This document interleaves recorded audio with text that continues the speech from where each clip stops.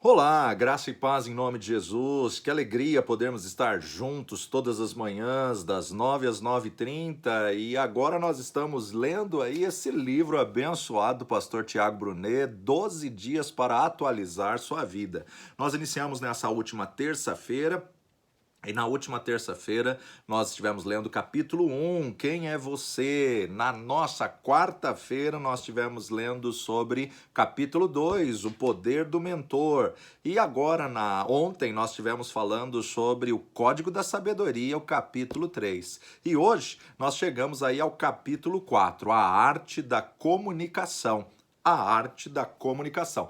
Vai deixando seu recadinho aí que quando acabar a live eu leio todos, viu? Leio todos e aquele que for necessário responder eu também respondo, tá bom? Deixa seu recadinho e vamos à leitura do nosso livro doze dias para atualizar a sua vida, a arte da comunicação, pastor Tiago Brunet. Você encontra esse livro na livraria Jaf Adonai, onde você pode estar adquirindo aí o seu exemplar desse livro para fazer um estudo mais apurado. Mas se você perdeu alguma das lives, eu estou lendo o livro na íntegra. Se você perdeu alguma das lives, volta lá e ouça quantas vezes for necessário e coloque em prática. Olha só que o pastor Tiago diz: 60% dos problemas corporativos e familiares ocorrem por falta de comunicação ou por má comunicação. Olha aí. Entramos no quarto pilar da sua atualização. São 12 dias no total e caso você esteja realmente lendo um capítulo deste livro por dia, estará no quarto dia desse programa. É isso aí, quase a metade do caminho para conquistar uma vida atualizada. Agora você precisa entender o valor e a importância da excelência na comunicação. Falha na comunicação. Certa vez eu e minha esposa estávamos saindo de um shopping e fomos pagar o bilhete de estacionamento em um dos guichês. Ela perguntou ao atendente que conversava com um segurança enquanto atendia: quanto tempo teríamos para sair do shopping após pagar o ticket? O sujeito respondeu: senhora, hoje é preço único. O que a senhora pagar valerá para todo dia. Ela pagou o valor, pegou o ticket e saiu. Sorri e perguntei se ela havia entendido o que o atendente disse. Ela balançou a cabeça afirmativamente enquanto se dirigia a outra loja para ver preços. Ainda sorrindo, chamei-a e expliquei o equívoco. Aí estava um claro exemplo de má comunicação. O mesmo que ocorre na nossa vida cotidiana e nos negócios todos os dias. Na verdade, a minha esposa queria saber se após pagar o ticket ela poderia ficar no shopping sem pressa para ir embora. O atendente entendeu que ela perguntava se o valor cobrado era por fração ou por preço único. Graças a Deus eu a avisei que houve um erro de comunicação e saímos do shopping. Se tivéssemos ficado, teríamos de pagar 2 vezes o ticket e haveria uma tremenda discussão no guichê. E pior, ninguém assumiria a culpa, afinal, foi uma falta de atenção dos dois lados. Mas no mundo em que vivemos hoje, um erro de comunicação custa muito. Custa pessoas, relacionamentos, salários, investimentos e até o futuro. Tenho treinado líderes de vários segmentos no Brasil e no exterior, e sempre que o faço, reforço que comunicação não é somente verbal. Na verdade, a linguagem corporal fala de forma ainda mais forte. Quem já assistiu a série norte-americana de TV Lie to Me entende bem o que digo. Quando as pessoas escutam você, estão ouvindo as suas palavras, mas também interpretando seus gestos e as suas feições. A programação neurolinguística, ou a PNL, ciência que estuda as relações entre o cérebro humano e a linguística, defende a importância de alinharmos o verbal e o corporal no mesmo propósito da mensagem que queremos passar. Richard Blender, americano cofundador da PNL, ressalta a necessidade de o ser humano desenvolvido se tornar um especialista no gerenciamento das expressões faciais, tons de voz, uso das mãos e da linguagem do corpo em geral. Ou seja, você pode estar falando uma coisa enquanto seu corpo está dizendo outra. Atualização 4. Você é o que você comunica, não somente o que você pensa ser. A primeira impressão ainda é a que fica. A comunicação do primeiro encontro influencia o tipo de relacionamento que será estabelecido no futuro. Para quem almeja liderar, a primeira impressão é importante, pois o cérebro armazenará a informação do que é e de quem é a pessoa nos primeiros 2 minutos de conversa. Todo relacionamento se baseia na interpretação de quem é a pessoa com a qual estamos nos relacionando. Esse quem realmente é definido pela forma que ela se expressa e não só por sua fama. O aperto de mão, o olho no olho, a segurança nas palavras e a tonalidade da voz causam a famosa primeira impressão. Sempre que sou apresentado a alguém pela primeira vez, fico atento à minha linguagem corporal e também ao tipo de assunto que vou abordar. Geralmente, olhando para a pessoa, chamo-a pelo nome. Isso tem a importância significativa. E faço uma pergunta que a inclua, que a faça se sentir segura e que a valorize. Há tempos fui a um jantar e me apresentaram um grande empresário da cidade, bem-sucedido no ramo da gastronomia. Quando nos aproximamos, olhei nos olhos dele e disse: Pedro, que prazer conhecer você. Tenho escutado falar do sucesso dos seus restaurantes. Dizem que você tem o melhor bacalhau da cidade. Elogiei sorrindo. Pedro também sorriu e começou a contar sua história. Fiquei 20 minutos apenas ouvindo, sem tirar os olhos e a atenção dele.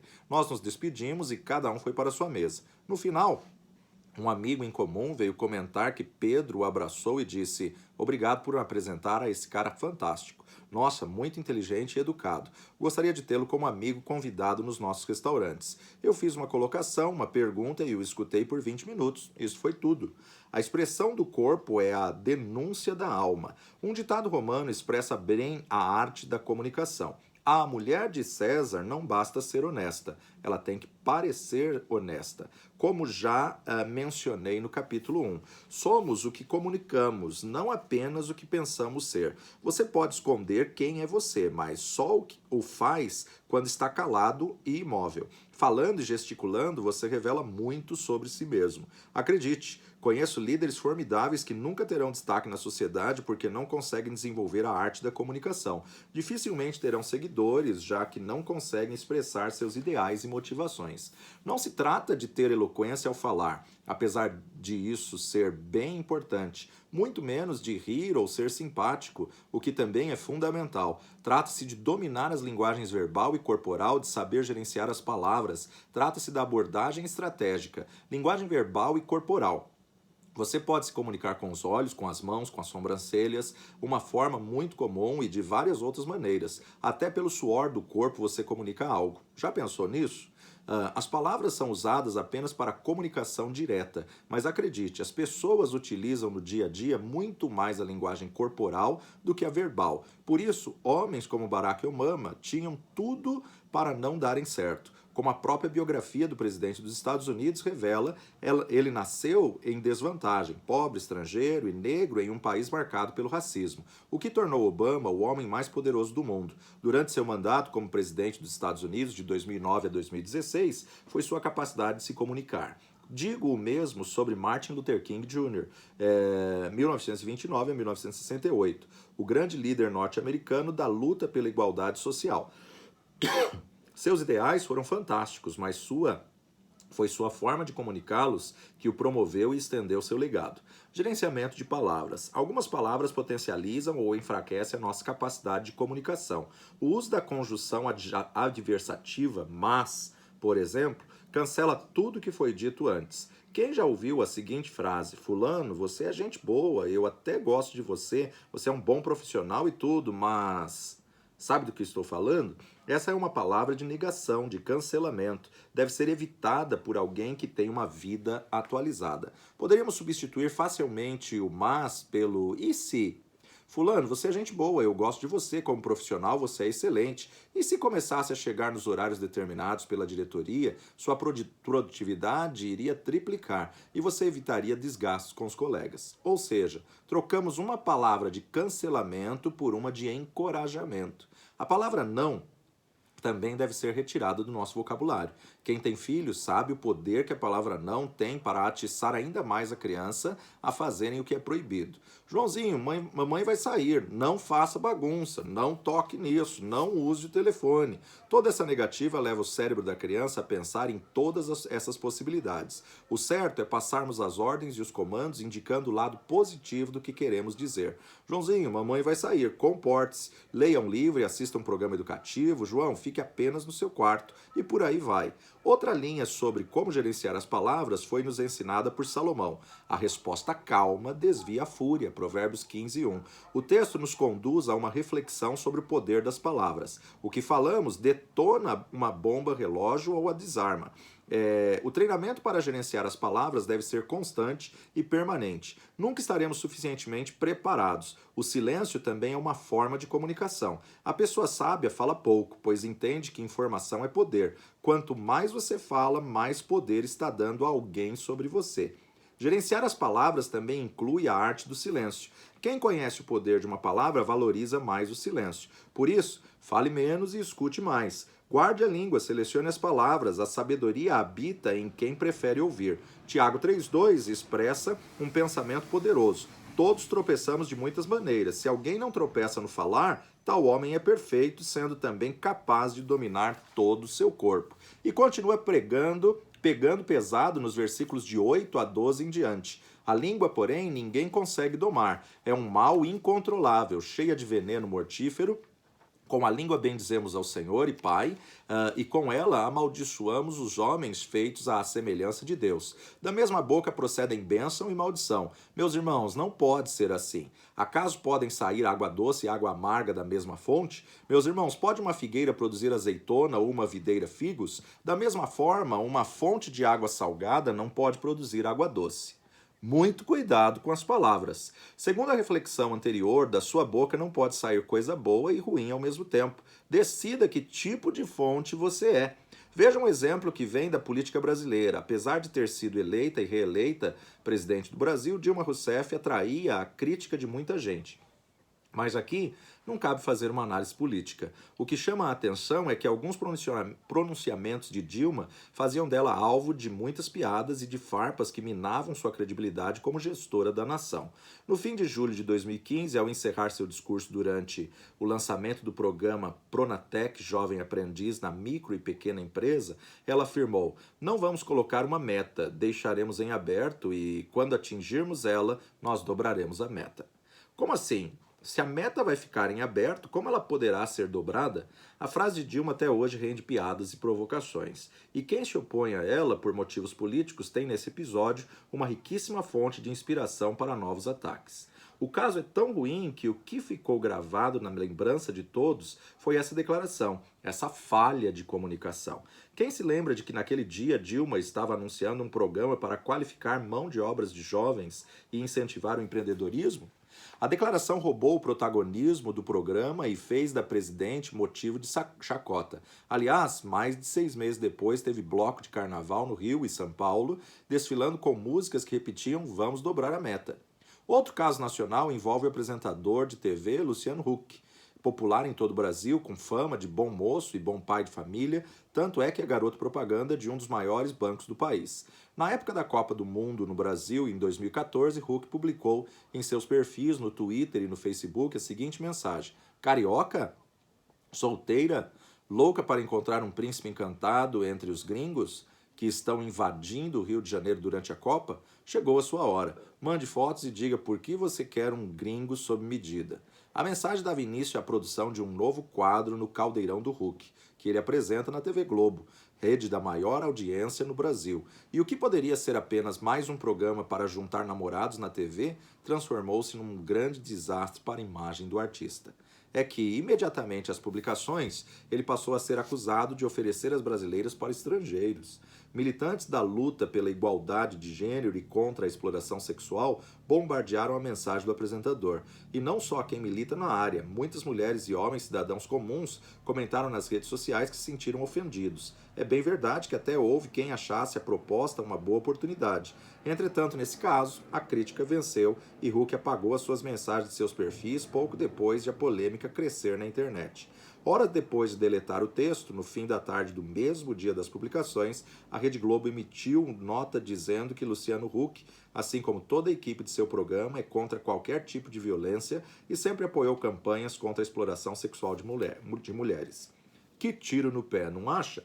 Programas de namoro na TV existem há anos e anos e nunca se viu tamanha oposição. Por que esse causou tanto protesto e repercussão? Simples, ele usou as palavras erradas. Abordagem estratégica. Certa vez eu estava em um aeroporto e um grande líder da nação estava na fila do check-in do mesmo voo que o meu. Pensei por 2 minutos que tipo de abordagem um conhecido como eu teria de fazer para atrair a atenção daquele renomado senhor. A abordagem estratégica é a capacidade de nos comunicarmos com qualquer pessoa, independentemente do nível, status, profissão, religião ou cultura. Decidi então pedir um conselho. Nada atrai mais um ilustre do que ser reconhecido por seu conhecimento e não por sua fama. Humildemente me aproximei e perguntei: Sr. Felipe, nome fictício, tudo bem? Eu me chamo Tiago Brunet. Sou estudante na área de desenvolvimento pessoal. O senhor se importa se eu fizer uma pergunta e pedir um conselho? Prometo não tomar o seu tempo. Em 10 segundos, nesse primeiro contato, ganhei toda a atenção dele e um sorriso. Ele respondeu: Não me importo, garoto, diga. Olhando nos olhos dele, perguntei: O senhor acredita que o nosso país tem solução? E se sim, como o senhor acha que os jovens como eu podem contribuir para algo realmente mudar? Uma explicação: esse homem é uma importante personalidade política e religiosa no Brasil. A pergunta foi pertinente. Ele sorriu mais uma vez e me questionou: Você quer realmente mudar o Brasil? E eu retruquei: Na verdade, quero contribuir de alguma forma. Percebendo que pegaríamos a mesma aeronave, ele pediu para um assistente providenciar a mudança de assento e foi conversando comigo durante o voo, que durou 1 hora e 20 minutos. Conheço pessoas que, por serem superficiais e não dominarem a arte da comunicação diante de pessoas influentes, em vez de pedirem conselhos e escutarem suas experiências, pedem para tirar selfies. Durante o voo, conversando com ele, aprendi que nem tudo que você quer você terá. Conviva com isso. Você nunca ficará rico atacando os ricos. Quem não entende de política está alienado de tudo. Não é porque você não acredita em algo que isso deixa de existir. Você acreditando ou não, a política governa você e a sua família. Dinheiro é importante, mas há coisas que só a fé resolve. Até hoje guardo o que anotei dessa conversa. Você acha que a conversa foi eletrizante? Pois é, 1 hora e 20 minutos passaram como se fosse 1 minuto. No final, tiramos uma selfie. Comunicando-se em público. Com o avanço da neurociência e de tantos outros estudos da psicologia e da PNL, ficou bem entendido que o cérebro tem um combustível chamado glicose, que é consumido rapidamente. Quando somos expostos a novas informações e conteúdos, a glicose é queimada em altíssimas proporções pelos milhões de neurônios que se ativam ao mesmo tempo para processar os novos dados. E esse processo leva o nosso cérebro a um profundo desgaste. Por isso, em geral, o cansaço mental é comum quando estudamos, lemos, assistimos a palestras e etc.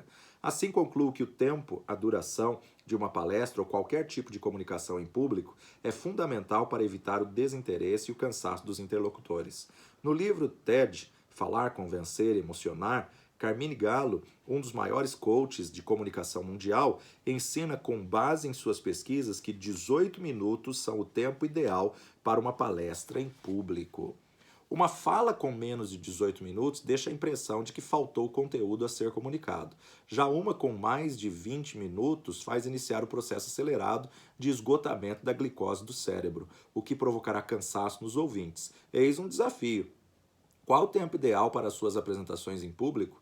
Busque o equilíbrio entre o conteúdo da mensagem que você deve transmitir e o estudo citado anteriormente. Não precisamos ser rigorosos com o que Gallo nos ensina, mas também não podemos ignorar, pois se trata de uma pesquisa séria e com eficiência comprovada. Muitos líderes simplesmente não têm seguidores ou influência porque não sabem usar com eficácia o tempo de comunicação em público ou não são claros quando transmitem suas ideias. Se você, durante uma palestra ou apresentação, começa a repetir ideias, exemplos e histórias, quer dizer que esse é o tempo ideal. Pare. Em sua palestra intitulada Como Hablar, ministrada para líderes na capital da Guatemala, Cash Luna, pastor da Casa de Deus, uma igreja referência naquela região, explicava como aproveitar bem o tempo de uma apresentação e ser relevante na comunicação. Cash Luna exibiu um vídeo para o público presente de uma breve oportunidade que teve em uma mega igreja no Texas, na qual estava assistindo a uma conferência. O líder da igreja, sabendo que o ilustre conferencista guatemalteco esteve presente, concedeu 5 minutos para ele dar uma palavrinha. Honrar o tempo que nos é concedido é um sinal de maturidade, e esse, que foi eleito um dos maiores expositores da América Latina, usou apenas 1 minuto e 58 de seu tempo. O resto, quem gastou foi o seu tradutor do espanhol para o inglês. Nesse aparente pouquíssimo tempo, Cash Luna agradeceu ao anfitrião anfitrião fez uma piada de bom gosto com o palestrante que havia acabado de ministrar, compartilhou uma mensagem direta e assertiva de instrução e finalizou com um brilhante conselho para os líderes sob os aplausos dos milhares presentes. Storytelling, contando histórias para criar uma conexão. Para conquistar o cérebro humano, nada funciona melhor do que contar histórias. Os ouvintes amam e se identificam. Geralmente as pessoas querem ouvir mais sobre a sua dor do que sobre as suas vitórias. Algumas histórias de sucesso parecem fantasiosas, inatingíveis ou até cheias de orgulho. Já as histórias de superação são um banquete para a alma. Todos se conectam a você. Barack Obama fez isso em 2004 em seu famoso discurso nas prévias do Partido Democrata em Chicago. Logo após a introdução do discurso, ele contou como seu pai e avós, estrangeiros africanos, foram recebidos na América. O povo ficou perplexo. Ele cativou a cada um. Ninguém sequer piscava enquanto Obama falava. O político levou o público a imaginar as dificuldades de quem não tem oportunidades em seu próprio país e a pensar como a América se tornara uma mãe para as nações da Terra. Como todos já sabem, o final do discurso foi um sucesso. E anos depois, Obama ganhou as eleições, tornando-se o primeiro presidente negro dos Estados Unidos. Domínio do idioma. Todo idioma se compõe mais ou menos da mesma forma. O alfabeto, a ortografia, a lista de fonemas e suas combinações, as regras básicas da morfologia e a sintaxe.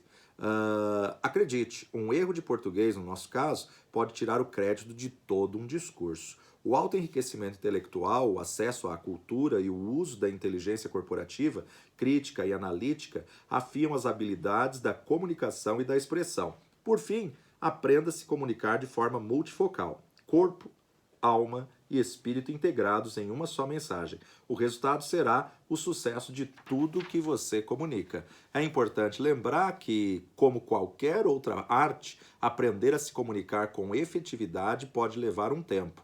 Exige estudo e treinamento. Se você está ouvindo esse livro, já está no caminho certo. Não desista. Comunicar-se é uma arte, não apenas um método. O que diferencia a arte de um método? A alma. É preciso ter sentimento. Responda com sinceridade. Você é um bom comunicador?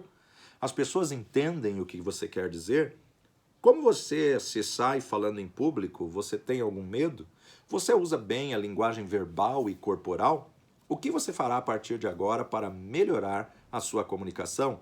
A arte da boa comunicação não nasce em você, mas ela é desenvolvida por você. À noite a gente continua, 22h30, mais um capítulo, o Marketing de Jesus. Chegamos ao capítulo 5, hoje à noite, 22h30. Que a paz e a unção do Senhor seja sobre a tua vida, que você tenha não só uma sexta-feira maravilhosa, mas um final de semana de sucesso. Valeu demais a sua companhia, obrigado aí dos seus recadinhos. Terminando aqui, eu vou ler cada um deles. Um forte abraço, uma ótima sexta e um excelente final de semana. Olha só, hoje 20 horas nós temos um encontro super especial de intercessão com a pastora Fátima, hoje às 20 horas. Amanhã, 10h19, eu vou estar trazendo 2 palavras ao seu coração nesse sábado abençoado, 10h19. No domingo, estaremos recebendo o apóstolo Leif. Você é meu convidado a estar conosco às 10h18. Valeu demais, um forte abraço, que o Senhor te abençoe e te guarde, que o Senhor faça resplandecer o seu rosto, que o Senhor sobre ti levante o rosto e te dê paz. Forte abraço.